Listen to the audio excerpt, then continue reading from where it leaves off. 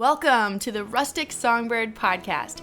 I'm your host, Lydia Walker, and you're listening to episode number 78. This podcast is made for independent musicians who want to learn about releasing their own music. And today I have a very special guest on the show. She is a friend of mine, she's a listener of the podcast, and she's recently started releasing her own music. I love interviewing people at various points in their experience of the music industry, and my guest today has so much insight. We are talking about her story, and she shares about going through a season of loss and grief, and how the songs that she's written have ministered healing to her as well as others. We also talk about the healing power of music and how writing through times of grief or loss can be therapeutic and help us to process those difficult seasons in life. I'm so excited to introduce you to my friend, Allison Brost. I hope you enjoy this podcast, this interview. Make sure to check out her new music, and I hope that it inspires you on your journey as well of taking that next step to get your music out there and to be writing songs that will inspire others. I'm so excited that you're listening today. Thank you for being here listening to the Rustic Songbird Podcast. I want to invite you to subscribe to this show so you don't miss anything. We have new episodes coming out every single Monday, so hit that subscribe button. Also, if you're an avid listener of this show, I want to invite you to join our Patreon community. This is a way for you to support the show on a monthly basis, starting at just $1 a month. It all adds up and it's so appreciated. I would love for you to check it out, see if it's a good fit for you. Go to patreon.com/Rustic Songbird. Patreon is spelled Patreon, patreon.com/Rustic Songbird. All right, let's get started with today's show. My guest on the show today is Allison Brost. She is a singer, songwriter, she is a mom, and I'm so excited to have her on the show today because she's a listener of this podcast, and I've gotten to be friends with her and actually got to meet her in person in Nashville not too long ago. She has just released her first song as an artist, and I'm so excited to have her on the show because a lot of listeners are trying to get to this point, and I think you'll be very encouraged by Allison's story. Also, the song that she just put out has an amazing story behind it, and I want you to hear all about it. So Allison, welcome to the show. Hi, Lydia. Thank you so much for having me. Well, I'm excited to share your story today, talk about your new music. It's so exciting, and I've loved seeing the behind the scenes of, helping share advice for, whatever you needed in the process, just because I've done it a few times, and I love the process. But if you haven't done it before, it is a lot, and so there's a lot that goes into it that people don't normally see, and that's what I wanted to go into on the show today. But before we talk about your new music and releasing it and everything, give a little backstory on your songwriting journey and what that's looked like for you. Definitely. So when I grew up, my grandma played piano, and so I would go over to her house and I would plunk away on the keys, and I remember her singing. She actually has like on a little old tape recorder some of the songs that I would sing, and and some of them were, if you touch something that's not yours, you're going to get in trouble or something like that, just little kid stuff. So back from the very beginning, I was interested in music, and I really looked up to my grandma. So when I was 10, 11, I was asking for piano lessons, and growing up, we just didn't have a ton of money. So something like that wasn't something that happened right away. So after a couple of years of me asking and requesting that for a Christmas, finally I got piano lessons. And so my dad every week would take me in, and I started learning how to play by sheet music, but I really loved to change. Sometimes I would think, okay, this, I wish they had played this here instead. So I loved learning that way, but before long, like within a couple months of learning how to play, I was already starting to write my own music, or figuring out, I wish this was different. And so I started just writing in notebooks and not really sharing it with a lot of people. I did have one teacher growing up who I would share some of my writing with, and that was a lot of fun. But, I didn't share with a ton. but my parents were supportive. And so as I got older and into probably 16, 17, I actually got into a studio and was able to record some of these songs that I would be writing and playing.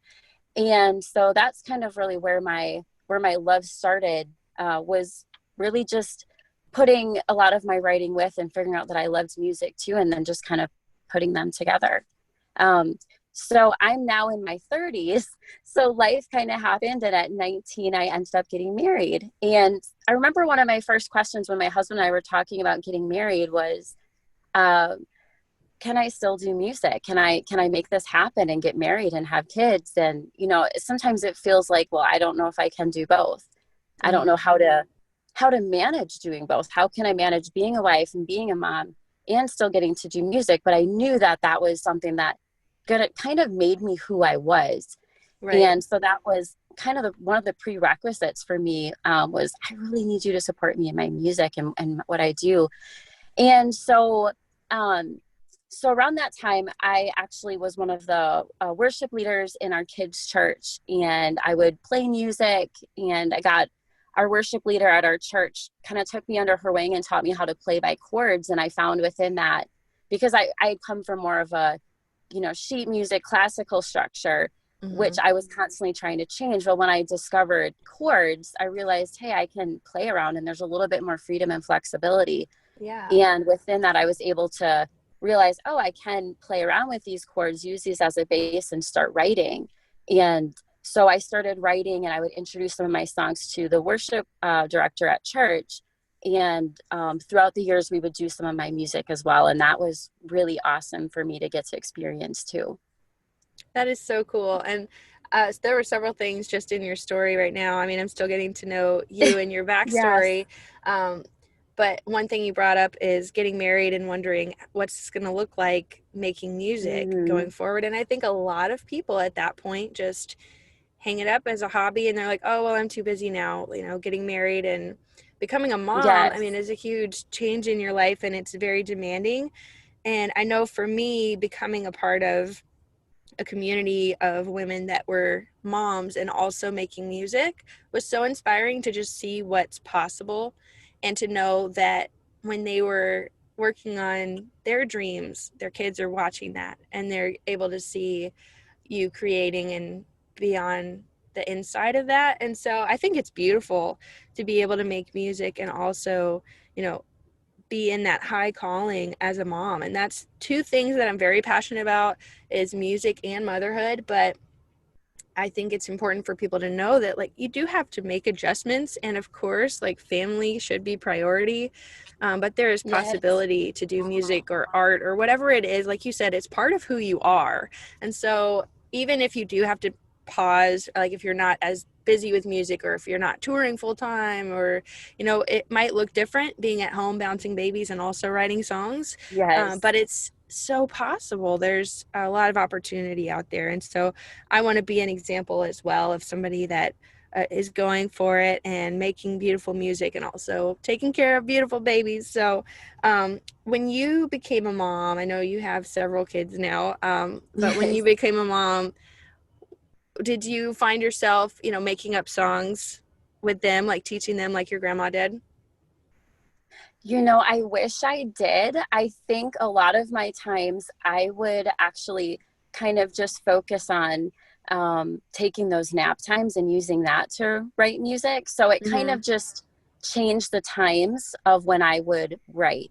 I aspire to write music that that would, you know, my kids would enjoy or speak to them. But I tend to write most of my music as a way of probably processing my faith and dealing with those kind of things. I have one song that I have written that is for my kids, and I've been writing it for probably 9 years.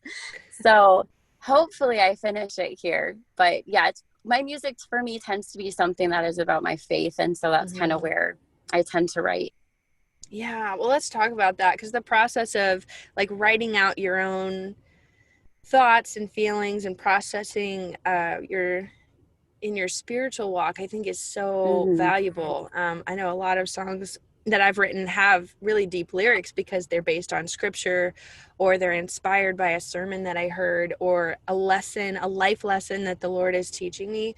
So when is it that you normally get your inspiration for writing? Do you see it more as a inward, like thoughtful, reflective time when you're writing? Yes, I would say so. It's definitely a way for me to process my feelings. And so I do probably tend to write more, I would definitely say, when I'm feeling, troubled in some way. Mm-hmm. As hard as that is, it's kind of a way for me to work through difficult emotions. And so it's almost like a devotion, part of my Yeah. devotion time. That's so good. I've heard Chrissy Nordoff from Brave Worship talking about Mm-hmm. starting a writing session. I mean, maybe not even knowing it's a writing session, but starting with just playing a worship chorus or something familiar first, and like get into the presence of the Lord, and then write from that place. And Yes. so I think coming from a place of devotional, or like just spending time with the Lord, whether it's prayer or whether you're playing some music in the background and then he speaks those words to you and gives you that song. I think there's so many ways for it to come together. But what does that usually look like for you when you sit down to write? Yes. A lot of times it is exactly that, where I just feel like I'm supposed to worship. And so I will start playing, a song that's on my heart that I'm singing. Or I have, I just start playing a chord progression, and then I just, feel led to go a certain way with it, or have certain words that are on my heart. And it really is just a place to me of worship. Mm-hmm. Yeah, I love that it's a way for you to process and, um, write through the emotion, but also like coming from that foundation of faith and having a Yes. Yes. hopeful message and making it relatable, but also healing for yourself and for others. And especially with your new song that you just came out with, it's called Above All. And you Yes. have an amazing story of how that song came together. So I'd love for you to share that. Definitely. Okay, so it was 2017 when I started writing this chorus, and it had kind of been a difficult year. We were going through some transitions in our family, and I also had a friend who just recently had another child with special needs, and she already had one with special needs, and we had been praying for a safe delivery. And then through a series of complications, had another child who had some severe medical diagnosis, and it was just really heartbreaking. And so my heart was just hurting for her and hurting for some of the things that we were going through as a family. And I started writing this chorus. The words are, above all you are good, above all you reign sovereign, above all you are God, through it all I'll worship you. And it's kind of a declaration of faith in the midst of situations that don't feel good, that don't feel like God is sovereign. It was kind of a way of me processing through the truth that, okay, this is my foundation, and I believe that this is true, even when everything else around me is telling something different. Mm. And so I finished that song towards the end of, actually, by the time I finished it fully, it was the beginning of 2018. And on January 22nd, 2018, we welcomed our fifth child. So I was pregnant during the time that I was writing it. And his name was Solomon Paul. He was a sweet little boy, just an easy addition to our families. Obviously, being a fifth child, we'd done this a couple times before. And I remember, sitting downstairs in our living room, and my kids were upstairs, and I'm holding the new baby. We just brought him back from the hospital. And my kids are upstairs, fighting over who gets to have a drawer in the bathroom with him. And because our kids share a bathroom. And, putting like a baby hairbrush. And even though he didn't really even hardly need any of that stuff yet, they were all wanting to try to share a drawer with him. It was really sweet. That is sweet. And yeah. So the next several weeks passed, just just the normal stuff of just having a new baby around the house. It was probably the middle of February. I had a friend come over who wanted to meet him, and she shared that she was just going through a tough time. And I felt led to share the song with her that I had just recently decided would be called Above All. So I snapped a picture of the lyrics after I finished singing it and playing it and texted it to her. Well, a week after that, Solomon just unexpectedly passed away. And I remember the first couple of days after he passed away, I looked back through my phone because I wanted to look back through pictures, and, we had to start thinking about a funeral, which they now, is now a celebration of life, I guess they say. Mm-hmm. So I was going to look through pictures, and I stumbled upon that picture that I had sent my friend with the lyrics. And the first words of the verse say, "My heart is broken. I don't know what to do. God, I cling to you." And it was just like my heart dropped because I knew that those words were for me.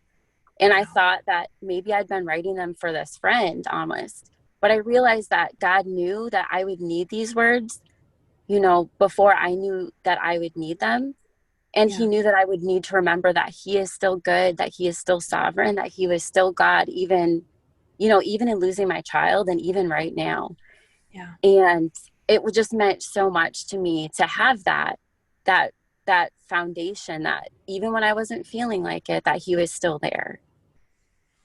Yeah. And I mean, in a time where you've just suffered loss, like that's not the time when you're probably going to write that song. And the Lord knew that, and he gave it to you beforehand so that it was there when you needed it. And I mean, such simple lyrics, but so powerful, profound, really, and something that could be healing to you in that time, but so many other people can relate as well. Anyone who's, lost someone close, and especially, the loss of a child or a family member, and especially unexpected when it comes out of nowhere and you're just like, what is going on? So, wow, what an amazing story that song came, before that tragedy, was able to help your friend, but also, like, you had just taken pictures of it, and then it was in your phone when you were looking at pictures of him. And, what a gift that is. And,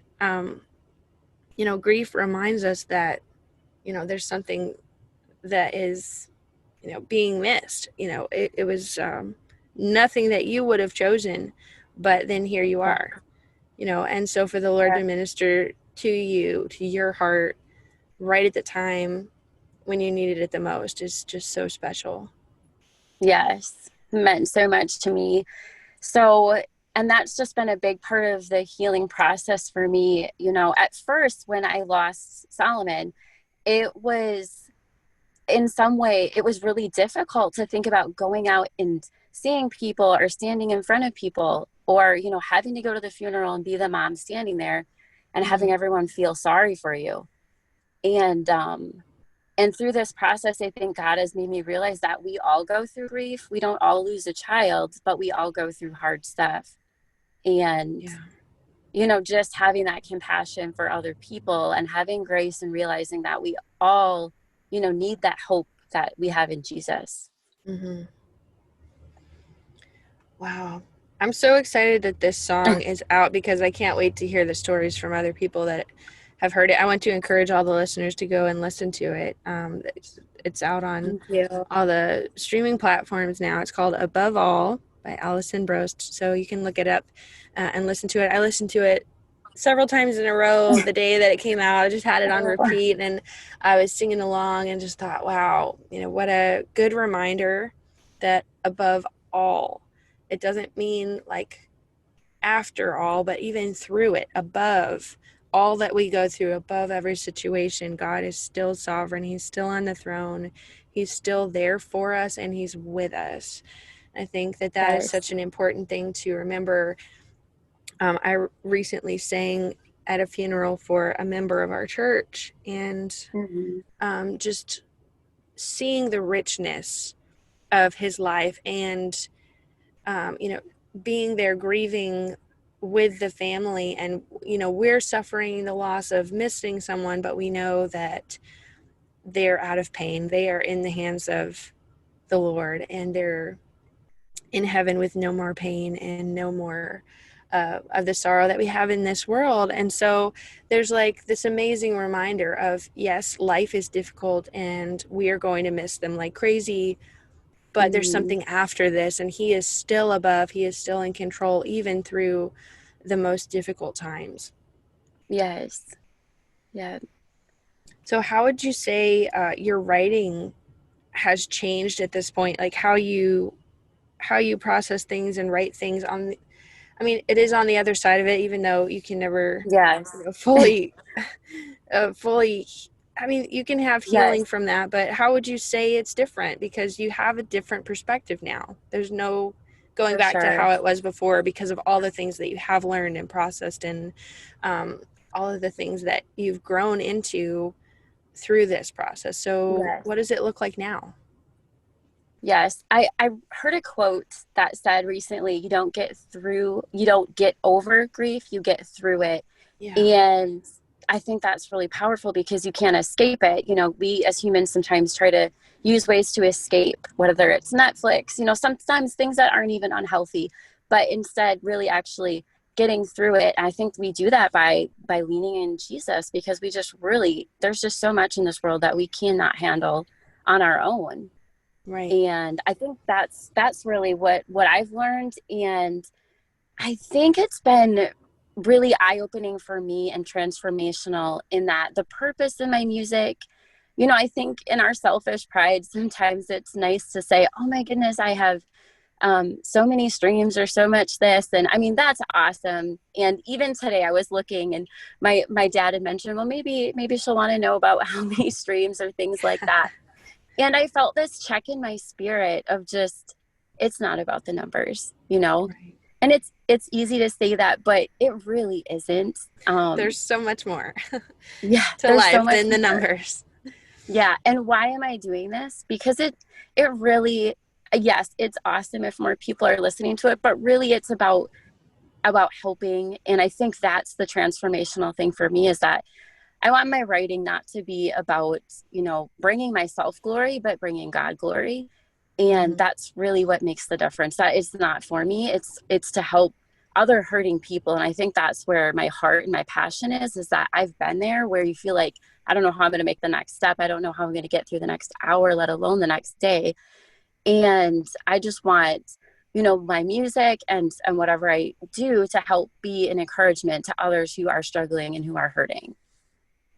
Yeah, absolutely. I mean, what an amazing opportunity to use music that we've written that has been important and special to us, but also know that someone could hear it right when they need to hear it, and it could bring Yes. healing to them with the same message, the same truth that helped through the process that we were going through when we wrote it. So Exactly. I think it's amazing as a songwriter to have that opportunity to have something that we've created even through the process of grief and healing, and to be able to share that with others is such Yes. a gift. So you are honoring Solomon's life, sharing his Thank story, you. and sharing this song, and um, it's just so special to see that, because I know there's much more meaning that goes into this. It's not just a beautiful song with beautiful lyrics, but there's so much to the Yes. story and the message, and that's going to help so many Yes. more people and inspire people. What would your encouragement be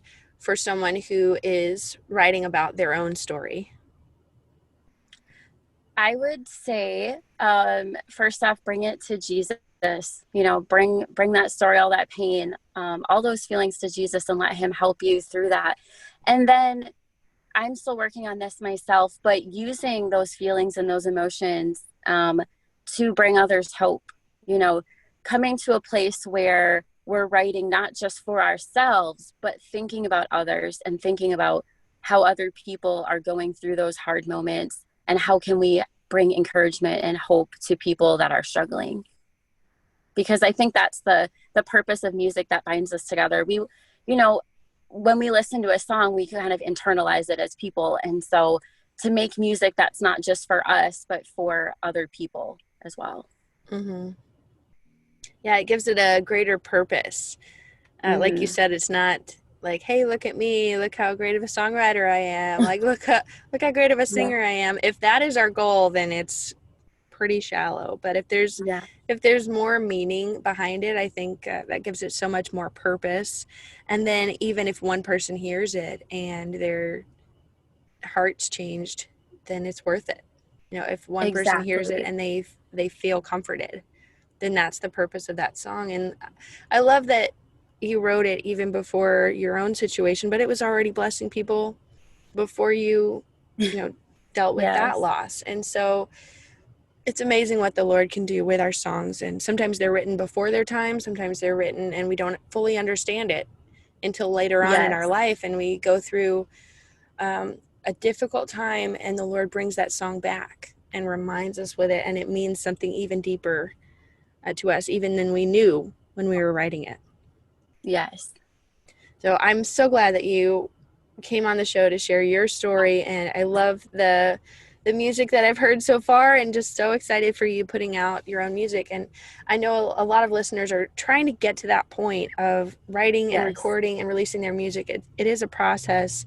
Tell me about the next song that's coming out, and a little bit about how people can hear it and connect with you online.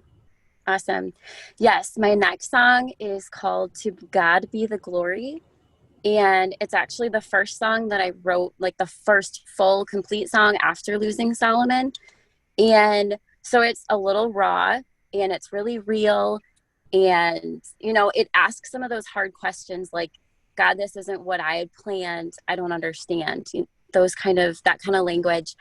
And I just hope that in that realness, it can speak to other people that are going through some of those situations where it just doesn't seem to make sense. In the moment, it doesn't look good, and they can find hope that, I don't have to understand everything this side of eternity, but God, I can just give you glory. And so that's the theme behind the next song.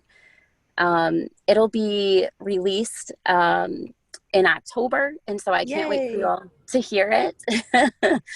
And you can connect with me more. I'm on Instagram, Facebook, and the songs will be on all the major streaming platforms. So that's so exciting. So give us the name for Instagram so people can look you up and start following your music. Yes, it's Allison S. Brost. Awesome. Thank you so much for sharing your story on the show today. And thank you for what you're doing as a songwriter, creating beautiful music. And you're very inspiring also, being a mom and making music in the meantime. So in the cracks of motherhood, I really appreciate your time today and being on the show. So thanks for being here. Thank you so much for having me, Lydia. Hey, Songbirds, that wraps up another episode of the Rustic Songbird Podcast, and I'm so thankful that you're here, that you're listening. I want to invite you to subscribe to this podcast if you haven't already, and share it with a friend, because sharing is caring. Also, don't forget, Rustic Songbird is on Patreon, and you can be one of our patrons by going to patreon.com/rusticsongbird and support the show a little bit every month. It adds up and makes a big difference. I appreciate you so much. Have a blessed day, and I'll catch you next time on the Rustic Songbird Podcast.